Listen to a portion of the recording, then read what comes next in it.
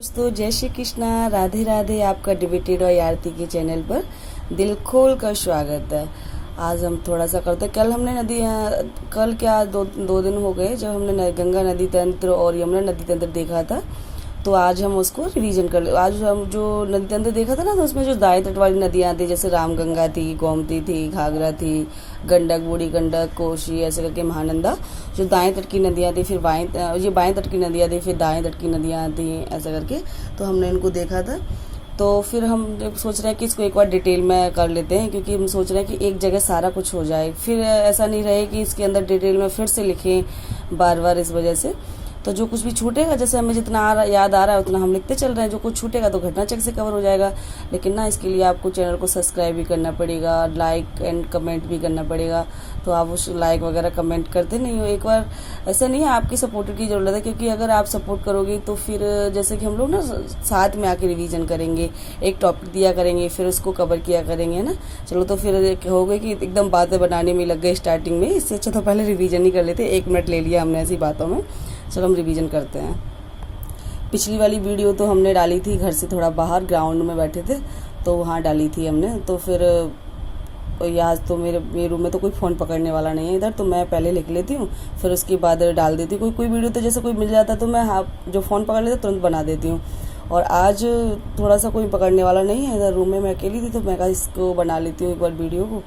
और कल वाली वीडियो, 2 दिन पहले वीडियो गई थी, तो जैसे कोई मिल गया था मुझे फ़ोन पकड़ने, थोड़ा हम ग्राउंड में बैठ रहे थे, तो वहीं हमने कहा चलो ये वीडियो बना देते हैं, तो वहाँ वीडियो बनाई थी। चलो ये पढ़ते हैं। तो हमने देखी थी गंगा की सहायक नदियाँ बाएं तट से, है ना। तो बाएं तट से सबसे पहले कौन मिलेगी? रामगंगा मिलेगी। तो रामगंगा का देखो उद्गम कहाँ से होता है? दूधा टोली श्रेणी से होता है। दूधा टोली श्रेणी है, वहाँ से रामगंगा का उद्गम होता है। फिर ये कहाँ, मतलब कहाँ से जाती है? तो जिम कार्बेट जो नेशनल पार्क है वहाँ के बीचों बीच से होकर के जाती है।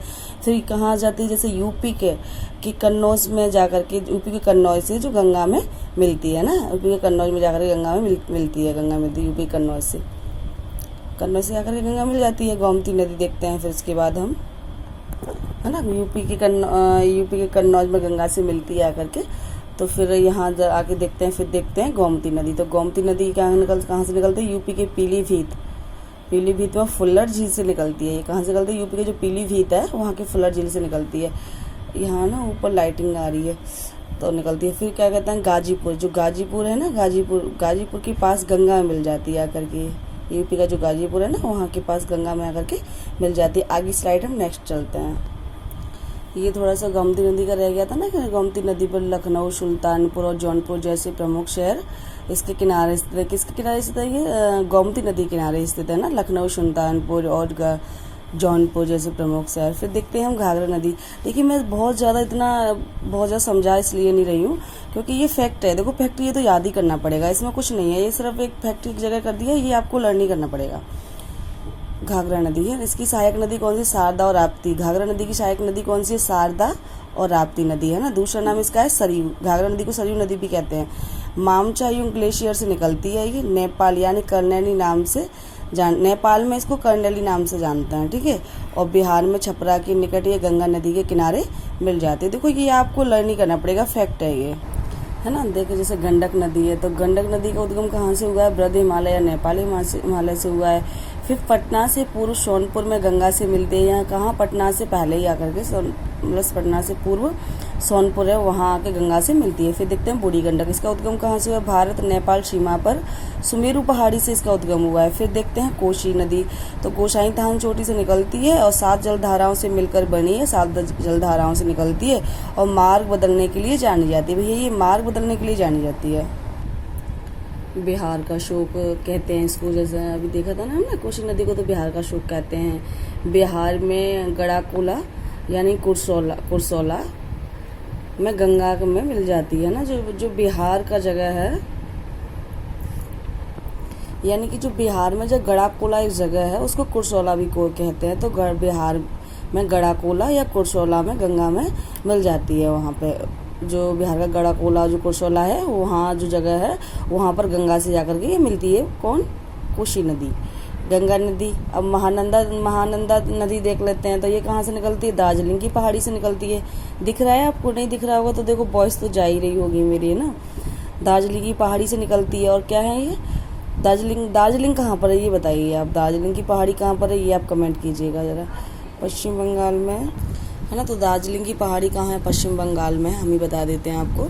तो पश्चिम बंगाल में फरक्का के पास जाकर ये कहाँ मिलती है, गंगा नदी से मिल जाती है। पश्चिम बंगाल में जो फरक्का जगह है वहाँ जाकर के ये गंगा नदी से मिलती है। अब देखो जैसे दाएं तट से देख ले, बाएं तट की नदियाँ देख ली हमने, गंगा की सहायक नदियाँ। अब हम बाएं तट की नदियाँ देखेंगे तो उसमें हम देखो यमुना नदी को भी देखेंगे और यमुना की कुछ जो सहायक नदियाँ हैं उनको भी मिक्स देख लेंगे साथ में, है ना। जैसे यमुना नदी है, उद्गम कहाँ से होता है, बंदरपुर श्रेणी से होता है ना, बंदरपुर श्रेणी से उद्गम होता है। और कहाँ से, यमुनोत्तरी ग्लेशियर से। और गंगा की सबसे बड़ी सहायक नदी है, ये हमने लिखा है गंगा की सबसे बड़ी सहायक नदी है।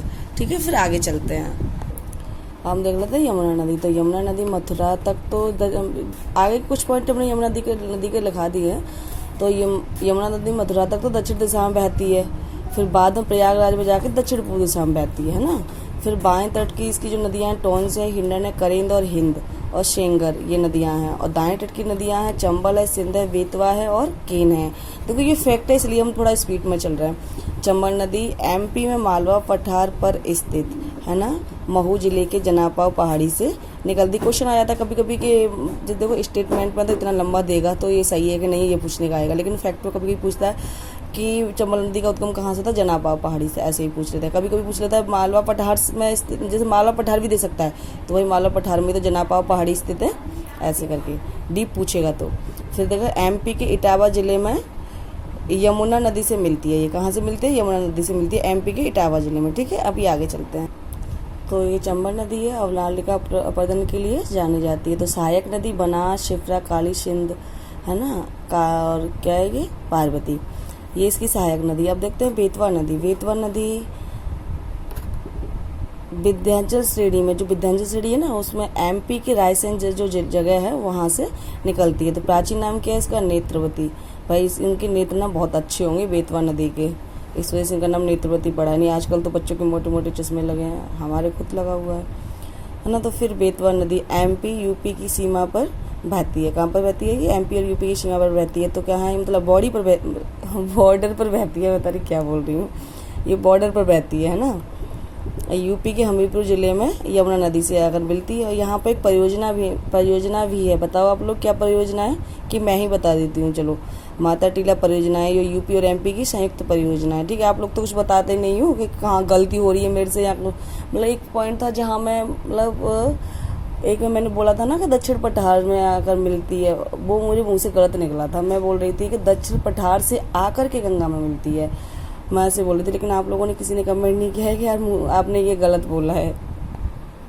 देखिए अब देखते हैं हम लोग केन नदी। तो केन नदी, इसका उद्गम कहाँ से हो रहा है, कैमूर पहाड़ी, जो एमपी में एक जगह सतना जगह है वहाँ से, कैमूर पहाड़ी और सतना जगह एमपी के वहाँ से। और ये बांदा जिले के निकट यमुना में मिलती है। कहाँ मिलती है ये, बांदा जिले के निकट यमुना में ना, टोंस। फिर इसके बाद देखते हैं टोंस नदी। देखो वही बड़ी स्टाइल में बनाया है मैंने, एक बादल बनाया, फिर वहाँ से धाराएं गिराई हैं ये नदियों की, देख लीजिएगा आप एक बार।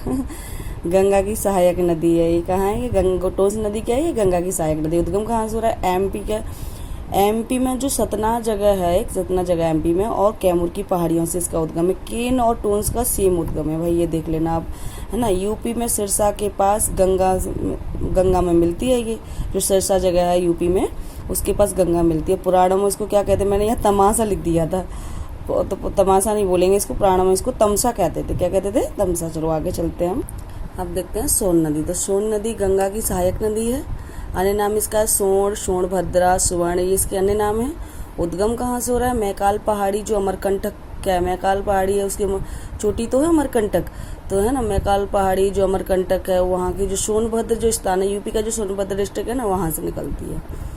फिर उसके बाद देखते हैं हम यूपी, झारखंड, है ना, फिर बिहार और पटना में जाकर गंगा से मिलती है। यानी यूपी से बहती है, झारखंड जाती है, झारखंड से बिहार होते हुए पटना में जा कर के, मतलब होते हुए कहा, बिहार में ही पटना है। बिहार जैसे झारखंड शुरू से बताते हैं, यूपी, झारखंड और बिहार, यानी कि झारखंड होते हुए बिहार के पटना में जाकर गंगा से मिलती है। और इसको इस पर बाणगंगा परियोजना है, जो यूपी, एमपी और बिहार की संयुक्त परियोजना है। अब इसका जल ग्रहण क्षेत्र, ये देखो आपको दिख नहीं रहा है, ये लाइट का फॉक्स आ रहा है, देखो अभी दिखा है ना। इसका जो जल ग्रहण क्षेत्र कितना है 70085 वर्ग किलोमीटर है। मैथ मेरा थोड़ा कमज़ोर है ना, आप लोग पढ़ के बता देना कृपया इसको। 70,085 वर्ग किलोमीटर है ये, ठीक है। अब ये तो हो गया पूरा, इसके बाद आगे की जो भी नदी तंत्र है उसको हम देखेंगे। और एक बार हम आपको एक चीज़ और दिखाते हैं, ये चीज़ खरीद लीजिए आप इसको लोगे तो फिर ये आपको बहुत बेनिफिट होगा इससे। मैंने ना मैपिंग अपनी इसी से कवर की है, आप इसको एक बार कीजिएगा। ये सबके पास होना चाहिए भाई, ये अगर आपको मैपिंग कवर करनी है ना तो ये सबके पास होना चाहिए, ये आपको बहुत बेनिफिट भी देगा, ऐसा नहीं है। और इसको आप कीजिएगा डेली। जैसे अभी तो हम नोट्स बनवा रहे हैं, फिर नोट्स के बाद हम इसको आपको दिखाएंगे भी कौन क्या है, पूरा वर्ल्ड का मैप कराएंगे, इंडिया का मैप कराएंगे पूरा, देखो ऐसे करके पूरा इसको अच्छे से कराएंगे। हमने ये पूरा ऐसे यहाँ लिख रखा है, तो सबको बहुत अच्छे से कराएंगे, ठीक है। आप कल हम ब्रह्मपुत्र नदी वगैरह जो भी नदी तंत्र है उसको देखेंगे। आज की वीडियो यहीं तक, आपको अच्छा लगे तो please like and share subscribe करना, जिससे कि हम इतने सब्सक्राइब कर सकें कि हम लाइव आ सकें। लाइव आएंगे तो फिर अच्छे से एक टॉपिक देंगे, डिस्कशन करेंगे तो और अच्छे से होगा, ठीक है। आप भी पूछ सकोगे कुछ, तो ठीक है चलते हैं फिर। जय श्री कृष्णा, राधे राधे।